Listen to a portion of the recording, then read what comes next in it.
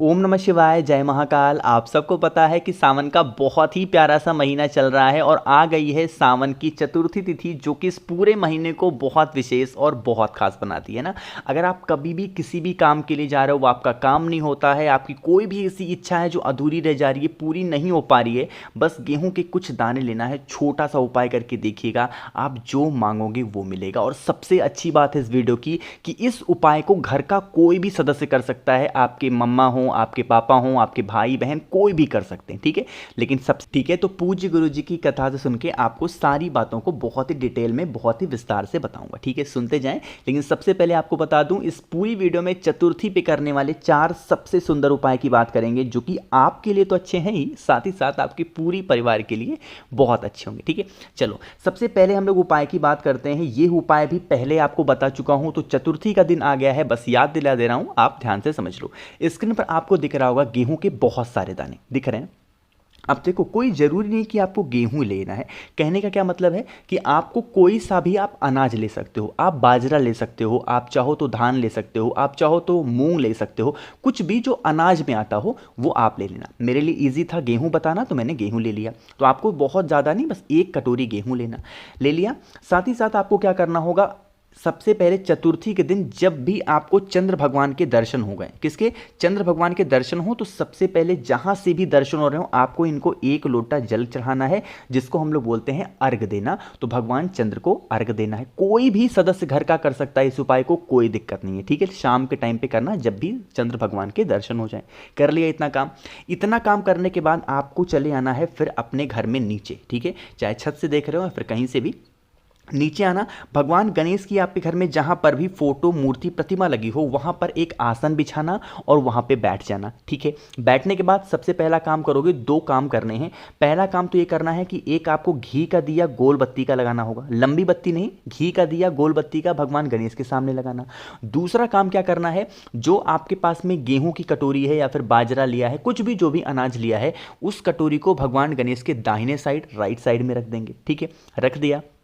रखने के बाद क्या करना होगा, जो भी आपको पूजन पाठ अर्चना करनी हो, जो भी आपको प्रार्थना करनी हो भगवान गणेश से, क्योंकि सर्वप्रथम पूजनीय देवता माने जाते हैं हमारे हिंदू धर्म के, तो आप इनसे कोई भी बात कह सकते हैं, ठीक है। कह लेना। गणेश चालीसा का पाठ करना। पाठ वगैरह करने के बाद ये जो गेहूं की कटोरी आपने यहाँ पर रखी है, इसको उठाना, एक छोटी सी डिब्बी लेना जिसमें ढक्कन लगा हुआ हो, उसमें उस गेहूं को स्टोर कर लेना, रख लेना। और आपके घर का कोई भी सदस्य जब भी किसी भी दिन घर से बाहर जाता है, तो उसकी पैंट के जेब में, उसकी शर्ट के जेब में, जहां पर भी आप रख पाओ इजी हो, उसके में 2 4 10 दाने आप गेहूं के डाल देना, ठीक है। वो व्यक्ति किसी भी काम के लिए जाएगा, सारा काम उसका सफल होगा, कभी उसको असफलता हाथ नहीं लगेगी, है ना। जब भी फिर वो काम से बाहर आए, मतलब वापस आता है, तो उन गेहूं के टुकड़ों को उठाएंगे, जो भी 2 4 दाने बचे हों उनको किसी चिड़ियों के लिए डाल देंगे, ठीक है। एक चीज का और ध्यान रखना, इस उपाय को सिर्फ आप अपने परिवार के लिए करेंगे। ऐसा नहीं कि मौसी के लिए कर लिया, इनके लिए कर लिया, नहीं, आपके घर के जो भी सदस्य होंगे उन्हीं के लिए कर सकते हैं, ठीक है। समझ में आई बात। चलो, तो यहां पर हम लोगों ने पहले उपाय की बात कर ली है। आगे बढ़ते हैं अब इस वीडियो में। अब हम लोग अपने दूसरे उपाय की तरफ। दूसरा उपाय आपको करना होगा दूर्वा से। बहुत ही प्यारा, बहुत ही सुंदर सा है, समझिएगा। लेकिन उससे पहले बता दूं कि इस उपाय के बेनिफिट हैं कि आपकी अगर कोई बीमारी है, खासकर अगर पेट की कोई भी समस्या है, तो वो तो खत्म होगी, साथ ही साथ कोई भी बीमारी होगी तो वो खत्म हो जाएगी, है ना। क्या करेंगे, आपको लेने होंगे 7 दूर्वा। जो हरी वाली दूर्वा नहीं आती है, हरी वाली मिल जाए हरी वाली, और सफ़ेद मिलती है तो बहुत अच्छी बात है। आपको लेनी है 7 दूर्वा गिन करके, है ना।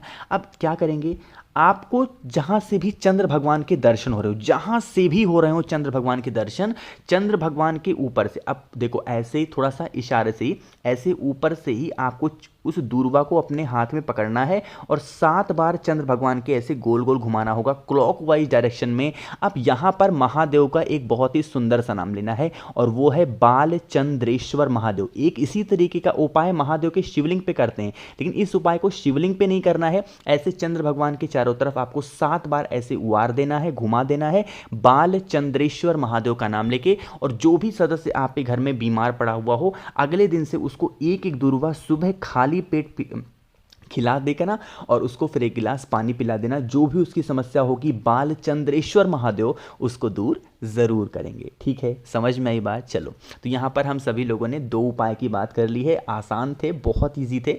आगे बढ़ते हैं। अब इस वीडियो में हम लोग अपने तीसरे उपाय की तरफ। तीसरा उपाय आपको करना है सुपारी से, लेकिन क्या है, उसके क्या फ़ायदे हैं, उससे पहले हमेशा की तरह एक छोटा सा काम आप सबको करना है, और वो है वीडियो को कर दीजिए लाइक। जितने भी भाई बहन मेरी आवाज़ पहली बार सुन रहे हैं तो चैनल को सब्सक्राइब करेंगे। ठीक है, सबसे पहले कि इस उपाय के बेनिफिट क्या हैं, फ़ायदे क्या हैं। कई फ़ायदे हैं। सबसे पहला फ़ायदा तो ये है कि अगर आपके बच्चे बहुत गलत संगति में हैं, ठीक है, वो बहुत ज़्यादा ड्रिंक करते हैं या फिर किसी गलत संगति में हैं, गलत बच्चों के साथ रहते हैं, कभी पढ़ने के लिए खुद से नहीं बैठते, आपको कहना पड़ता है, मतलब कि आपसे अपशब्द बातें करते हैं, तो कर सकते हैं। दूसरा, आपके घर का कोई भी सदस्य ऐसा है जो गुस्सा करता है, क्रोध करता है, तो भी इस उपाय को करना है ना।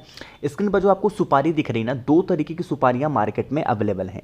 एक होती है जो खाने वाली सुपारी होती है, एक आती है जो हम पूजा पाठ में इस्तेमाल करते हैं। किसी भी किराना स्टोर पे जाना, उनसे कहना भैया पूजा करनी है, हमें सुपारी दे दें, तो आप वहाँ से 2 सुपारी ले लेना। कितनी सुपारियाँ? 2 सुपारी लेना। अब उसके बाद क्या करेंगे, आपके घर का जो भी सदस्य बहुत गुस्सा करता है, क्रोध करता है, गलत संगति में है, उसका नाम और गोत्र बोल करके, अगर वो व्यक्ति खुद करता है, जो गुस्सा करता है, इस उपाय को खुद करता है, तब तो बहुत अच्छी बात है, फिर तो बहुत सुंदर बात होगी। लेकिन अगर वो नहीं कर सकता तो घर का कोई भी सदस्य उन दोनों सुपारियों को ऐसे महादेव के मंदिर में या फिर कहीं पर भी उनकी कोई फोटो, मूर्ति, प्रतिमा लगी हुई हो, जहां पर भोले शंकर और माता सती साथ में विराजमान हो, साथ में ही बैठे हैं, जैसे कि इस फोटो में दिख रहा है ना। आपको क्या करना है, एक सुपारी भगवान शंकर के चरणों में समर्पित करनी है और एक सुपारी मां पार्वती के चरणों में समर्पित करनी है, उस व्यक्ति का नाम और गोत्र बोल करके। जो भी व्यक्ति चतुर्थी तिथि के दिन इस तरीके से 2 सुपारी समर्पित कर देता है, उनके घर में हमेशा सुख शांति बनी रहती है, उनके बच्चे हमेशा सही संगति पे जाएंगे, गलत संगति वाला जो हरकत होगा उसको वो छोड़ सकते हैं। ठीक है, तो इस उपाय को चतुर्थी पे जरूर किया करिए। डाउट होगा सभी को कि भैया ये जो हमने यहाँ पर चढ़ाया हुआ है ना सुपारी को, क्या इसको वहीं पड़े रहने दें? थोड़ी देर के बाद सुबह चढ़ा दो, तो शाम को वहां से उठा करके अपने घर में कहीं पर भी रख देना। ठीक है, समझ में आई बात। चलो, अब यहीं पर एक छोटी सी बात आपको और बता देता हूं कि अगर आपके घर में धन संपदा की बहुत कमी रहती है, माता लक्ष्मी की कमी आपके घर में बहुत है ना, तो एक छोटा सा काम हर चतुर्थी पे एक नियम बना लो करने का, है ना। वो नियम कौन सा है? महादेव के मंदिर में, मैंने क्या बोला, मैंने शिवलिंग नहीं बोला, मैंने बोला महादेव के मंदिर में कहीं पर भी आपको एक घी का दिया लंबी बत्ती का, कौन सा? घी का दिया लंबी बत्ती का, भगवान कुबेर के नाम का। लेकिन ये दीपक हमेशा नहीं लगता, सिर्फ और सिर्फ चतुर्थी तिथि के दिन शाम के टाइम पे प्रदोष काल में जो भी व्यक्ति महादेव के मंदिर में एक दीपक लंबी बत्ती का कुबेर भगवान के नाम का लगा देता है, उनके घर में कभी भी धन संपदा की कमी नहीं होती। ठीक है, चलो, तो यहाँ पर हम सभी लोगों ने 3 उपाय की बात कर ली है। आगे बढ़ते हैं इस वीडियो में। अब हम लोग अपने चौथे उपाय की तरफ। चौथा उपाय बताने से पहले आप लोगों में से जिस भी किसी को ना मुझसे फ़ोन पे बातें करनी हो, तो आप मुझे इंस्टाग्राम पे फॉलो कर सकते हैं, द नेचुरल प्लैनेट 108। ठीक है, चलो, अब समझते हैं इस उपाय के बेनिफिट क्या है, फ़ायदे क्या हैं। इसका एक फ़ायदा है और वो है बीमारी को लेके, है ना। किसको लेके? बीमारी। अगर आपके घर का कोई सदस्य है जो काफ़ी बीमार रहता है, उसको कोई मेडिसिन, कोई दवा असर नहीं करती है, तो इस उपाय को सभी को करना होगा, है ना। देखो, स्क्रीन पर आपको दिख रहा होगा शमी के पत्ते, बहुत सारे, इतने सारे नहीं लेने, हमें मात्र 2 शमी का पत्ता लेना। कितना? मात्र 2 शमी का पत्ता लेना। साथ ही साथ एक तांबे का लोटा लेना, जिसमें जल भर लेना। कहाँ से? अपने घर से जल भरना। इन दोनों चीज़ों को लेके पहुंच जाना महादेव के शिवलिंग के पास, है ना। फेस रखना उत्तर दिशा, नॉर्थ डायरेक्शन। जो चीज़ें बताऊंगा मेरी बात बहुत ध्यान से सुनना। देखो, जब हम महादेव के शिवलिंग के ऊपर जल चढ़ाते हैं ना, जल बहता हुआ जलाधारी से नीचे गिरता है कि नहीं गिरता है? तो जिस जगह से बिल्कुल जल गिरने ही वाला हो, यहाँ पे जहाँ पे मैं कलर कर रहा हूँ, पेंट कर रहा हूँ, इस जगह पे आपको एक शमी का पत्ता समर्पित करना है, श्री शिवाय नमस्तुभ्यम का ध्यान करते हुए। पहला शमी पत्र समर्पित करना। जो दूसरा शमी पत्र समर्पित करोगे वो महादेव के शिवलिंग के ठीक ऊपर समर्पित करोगे, श्री शिवाय नमस्तुभ्यम का ध्यान करते हुए। ठीक है, कोई ज़रूरी नहीं कि इस उपाय को आप चतुर्थी पे करें, महीने में कभी भी इस उपाय को कर सकते हैं एक बार, है ना। फिर आपके हाथ में जो एक तांबे का लोटा है, कलश है, इसी शमी पत्र के ऊपर श्री शिवाय नमस्तुभ्यम का ध्यान करते हुए आपको समर्पित कर देना है। महीने में एक बार जो भी व्यक्ति 2 शमी पत्र को 2 जगहों पे महादेव के शिवलिंग के ऊपर समर्पित करता है, उनके घर में कभी भी बीमारियां प्रवेश नहीं करती है और हमेशा खुशहाली बनी रहती है। तो इस पूरी वीडियो में हम सभी लोगों ने बात किया है बीमारी को लेकर, मनोकामना को लेकर के, जो भी आपकी समस्याएं हों अपने अकॉर्डिंग उपाय को कर सकते हैं। वीडियो पसंद आई हो तो लाइक करिएगा, कुछ पूछना हो नहीं समझ में आए बिल्कुल परेशान ना हो, नीचे कमेंट सेक्शन में पूछें, और जितने भी भाई बहन मेरी आवाज़ पहली बार सुन रहे हैं तो चैनल को सब्सक्राइब करिएगा। ओम नमः शिवाय, जय महाकाल।